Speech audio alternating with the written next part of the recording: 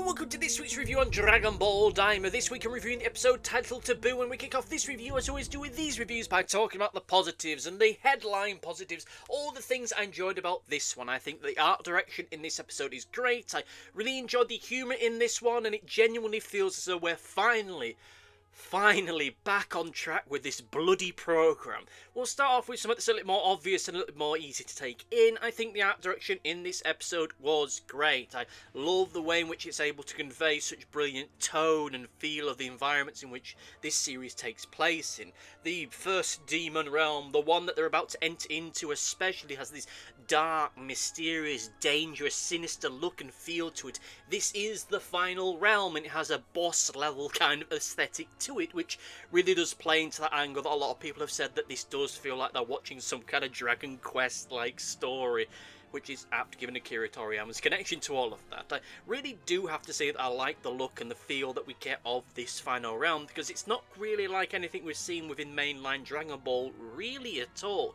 Oh sure, when we had the stuff with Zamasu or whatever the name was, the Goku black guy, that's when you started to get a lot more moody and dark and mysterious environments, and when you had the Pride Trooper there a little bit before the Tournament of Power, you had a little bit of that as well with some more moodier environments. But this is where we're getting it in the main series, and it just looks really brilliant. It ends up creating this genuine sense of that we're in a place that we've never seen before, that we really are going on this great adventure, seeing strange and brilliant new locales. Granted, not quite in the direction that I had hoped this series would end up going in, but all the same, I still think it is very well realised for what it is.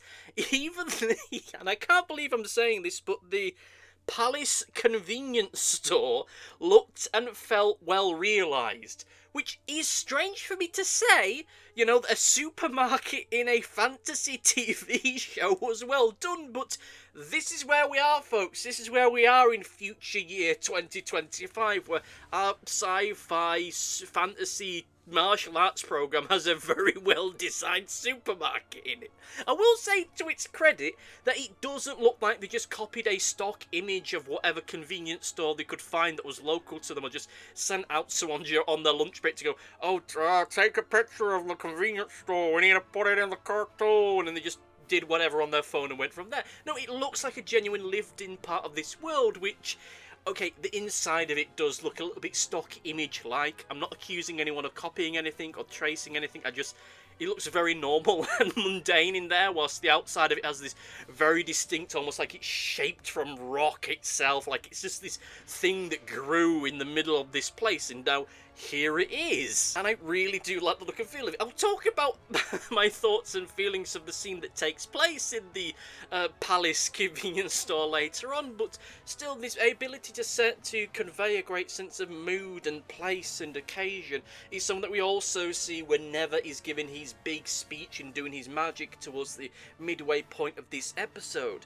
It has a sense of history to it. It has a sense of scale to it, and I don't mean in the sense of history of, oh my god guys, this is the first time we've ever seen anything quite like this in Dragon Ball, and it makes it such a great moment. No, I mean in the sense of that this feels like a genuinely important moment in the history, in the lifetime of this universe that this takes place in, that this is a key moment in the future history or present history or soon to be ancient history of the whole demon realm. Here is Neva correcting a mistake from a certain point of view, or undoing an injustice about which way you want to point it, where he's now removing the light barriers that block the demon realms. And a lot of that power, a lot of that sense of moment, a lot of that sense of history comes a lot from the performance that we end up getting, as well as how the voice is edited. There is a genuine sense of power and energy behind it in a way which, like I say, when he brings down those barriers, it feels like a major moment in this realm. It feels like this is the moment where, for good or for ill, everything changed within this universe. Whether or not we'll get to know whether or not it's good or ill, I don't know. Maybe it's something that would be reflected upon in an epilogue to this series, or hell, maybe even something in Dragon Ball Super when that comes back, but we'll soon see. But in the here and now, this is a major moment. This is a major moment that's saying, pay attention to this, because it's more than just a plot convenience. This is probably going to come back into greater focus at some point in the future. How and when that happens, not entirely sure, but we'll soon see as that comes along. One of the things I will certainly say in that moment's favour is that it is pitched perfectly. It doesn't feel like it's overdone. There is no thunderbolts and lightning, very, very frightening moments going on at the same time. It's not underdone where it's just, oh, he says a magic word and there's a slight bit of reverb on his voice. It's done and paced and directed in such a way as it makes it feel as though, again, this is a major moment, and this is something that we all, as an audience, need to pay attention to, because this might well be more significant than we're giving its case for. Because again, I don't feel as though this is just the sake of plot convenience. I don't think this is the sake of, oh, there's this thing in the way, it's gone now, don't worry about it. I genuinely think there's something coming into all of this. Again, maybe it comes into it in this series. It might come into it in Dragon Ball Super when the manga comes back. We'll soon see. It depends on if Akira Toriyama left any notes or anything for people, but we'll soon see where all that ends up going.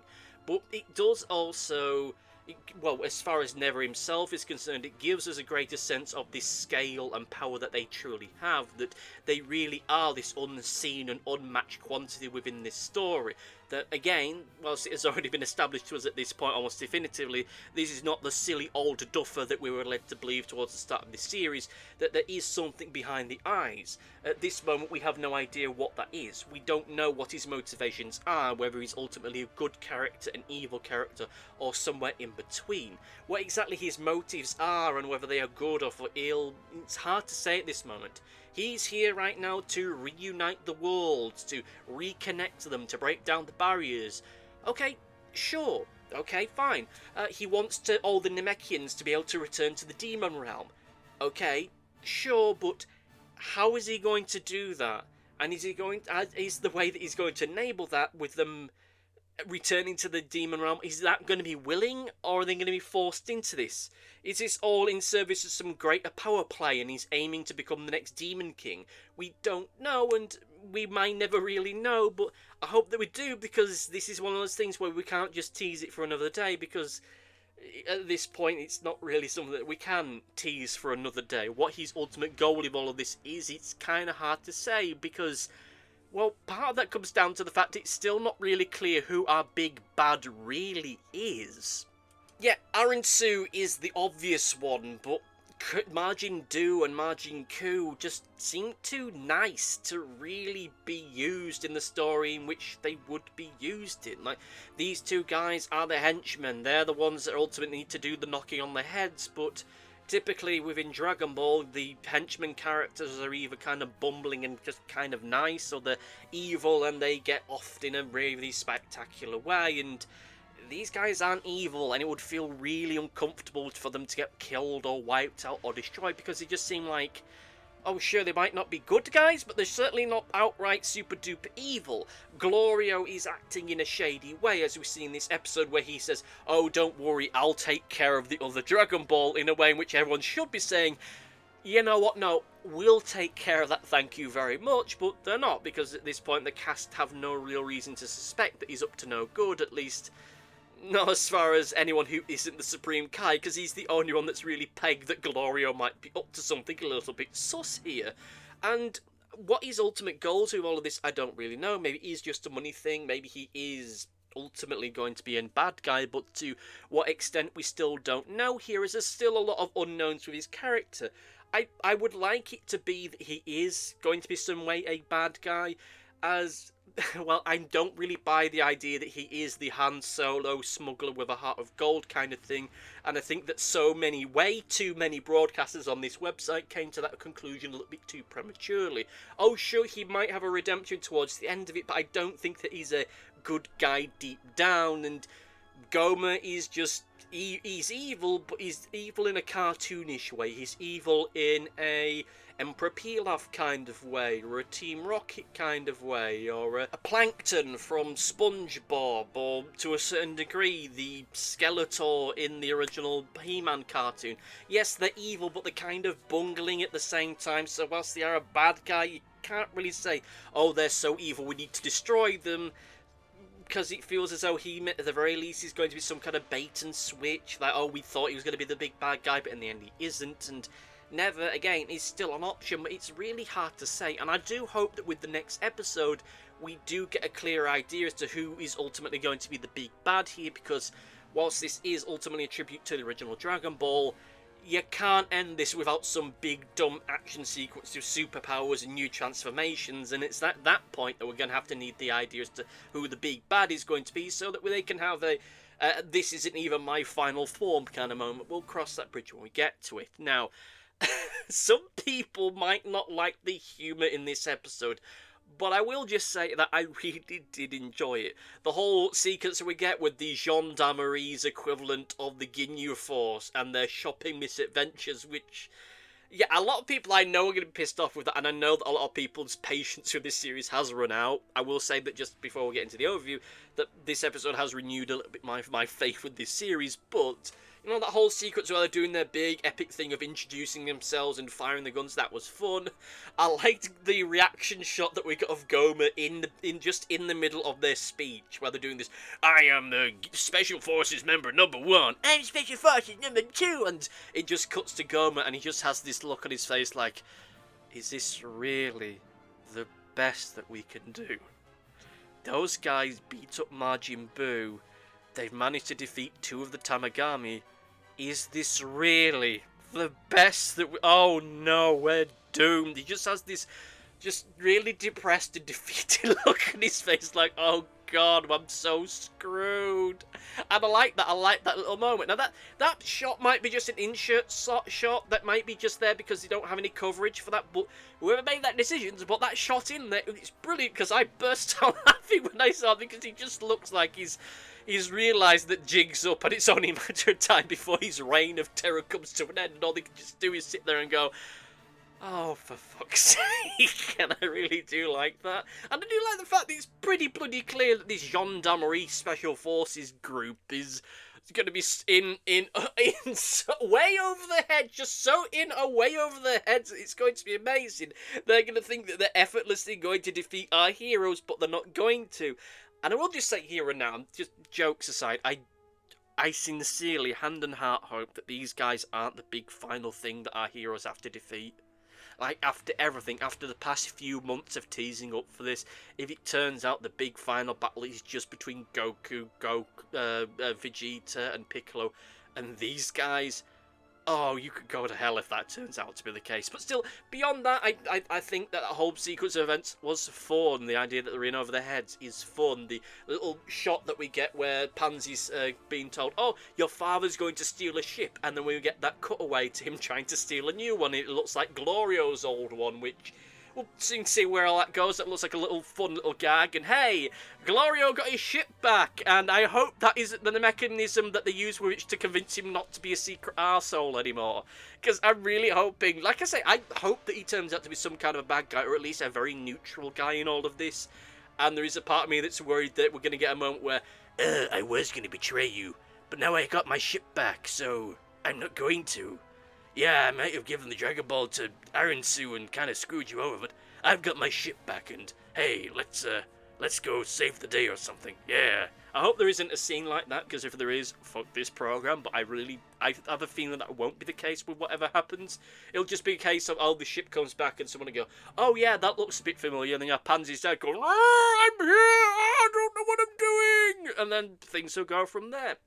The stuff at the supermarket was handled well. I think it's a fun, cute little moment. It's a moment that just really underlines yet again that Majin Buu and Majin Ku really aren't the big bad guys that maybe we thought they were going to be. They're just vibing, they're just enjoying themselves, just going to the supermarket and getting sweets and just kind of chilling and having a bit of a good time, which makes me feel that these guys aren't going to be the big bads.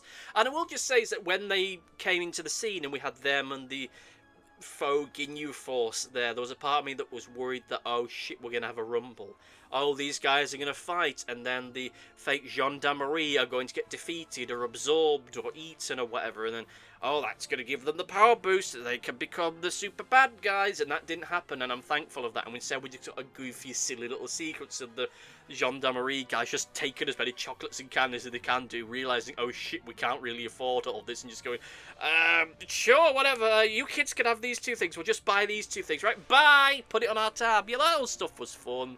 Like, I'm fine with the humour being as goofy and silly as it is in the here and now, because I'd rather have it in the here and now than it being awkwardly played placed in the final run of things. Like, let's do all the goofy, silly stuff now, so that when we're in our final handful of episodes, that's when we can focus on the serious stuff, have a little joke here and there, just keep things going and make sure it doesn't become too miserable, but you get the idea, you know, a little bit of spice, but... No, let's do it here. Let's do it here and now. Now, I will say that with this episode, I do feel as though we're back on track now.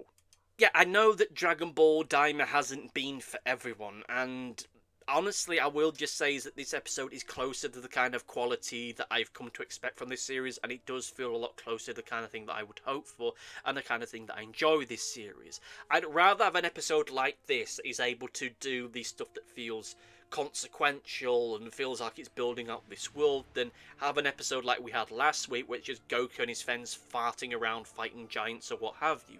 This is an episode that, whilst it is a little bit lighter here and there, it does feel like it's consequential. It does feel as though there's a developing adventure here, and it does feel as though it isn't here for the sake of, oh, we need to have some bullshit complication here to just make it fill the gap time out. And this episode feels consequential. We get some world building, we get some sense as to why the universe, these different demon realms were separated. It was because Neva was worried that his people were being exploited and taken advantage of, and their world was being taken over and ruined by the other demons, so he split them apart, and now he regrets that, and now that's building out. Great, we have some lore development more broadly, we get some gags, and we set up for what is next, and we get this genuine, real sense that we are actually getting somewhere, that we aren't just bumbling about from action sequence to action sequence, from adventure to adventure. It feels as though we're genuinely getting somewhere. Our heroes are now in the final realm.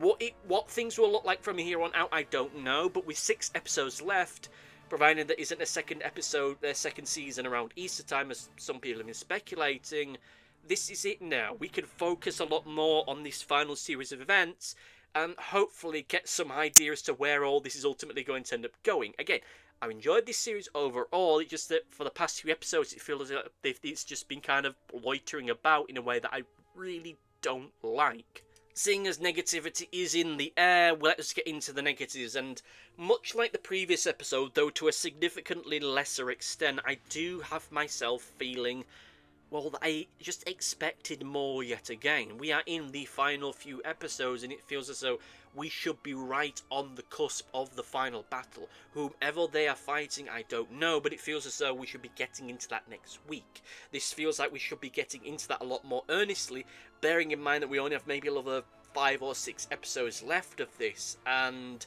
I hope that is the case. From what little we see in the preview for the next episode, it does feel as though more significant stuff is going to start happening from here on out, that it isn't going to be our characters just doing pointless bullshit because the episode demands it for the sake of we need our heroes to be doing something while we have bigger exposition happen with other characters. It feels as though we're starting to get into something a lot more serious, a lot more focused down, but it just genuinely feel at this point we need to be getting into that final fight by now, because we all know how fights in Dragon Ball go, particularly at this level, at this point in the story. We have the introductory fight, some heroes go down, some manage to get one over on the bad guys, then the big bad comes in, wallops people about, there's a moment where it looks like the heroes are going to win, then they don't, then the villain discovers that they have a secret second form, and you know the scenario right now, and I don't know if we're going to be able to fit all of that into a 5 or 6 episode run, bearing in mind that the final episode, I'm going to estimate the final act of it, the final quarter of it, is going to be something of an epilogue with everyone going home, going, I'm an adult again, and then a little bit of a tease so it sets up for Dragon Ball Super, and hell, maybe even something that ties into the stuff after Super, like maybe a post-credit thing or a little thing where this was all a story that Goku was telling to Pan as a bedtime story or something like that. But whether or not we get that, I don't know, but it does feel as though we need more significant stuff here, and it looks like we're getting that. I hope that we're getting that, but we'll soon see. Well, that said, however, let's get into the overview and just say that this is a fine episode. It's the kind of thing I wish we had more of last week. Like, that last week's episode is fine in and of itself. It has some great stuff within it. It's well presented, but it feels incredibly inconsequential. It doesn't feel as though there's anything of great significance there. Sure, there is some neat world building there, but it's just flavour. It's nothing really of greater consequence or substance. This week we get that, and I hope that for the remaining time, for the next 5-6 weeks that we have of this, it's going to be more like this, if not better, so that we actually get to the end of this and feel that Dragon Ball Daima was something that lived up to its ability as much as it could do, given the short runtime.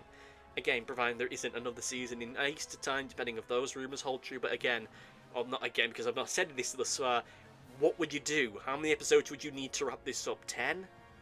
And even then, you'd be padding things out quite a lot, but I don't know. That's speculation that I don't think is really helpful to anyone. But anyway, with all that said and done, it's time for Comment Corner!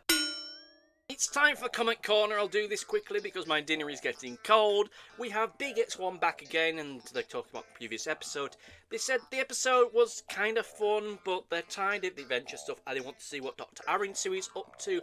Thank you for your comment, and, well, we kind of got a little bit of that, but at the moment it's just her sat in her office looking kind of enigmatic as she waits for the other Dragon Balls. Exactly what her grand plan with all of this we can't really say, but given the next episode is called The Third, are your words to that effect? Maybe now she's going to do something, or some of the other villains are going to do something. Just please, someone do something. I want to know who the bad guy really is here.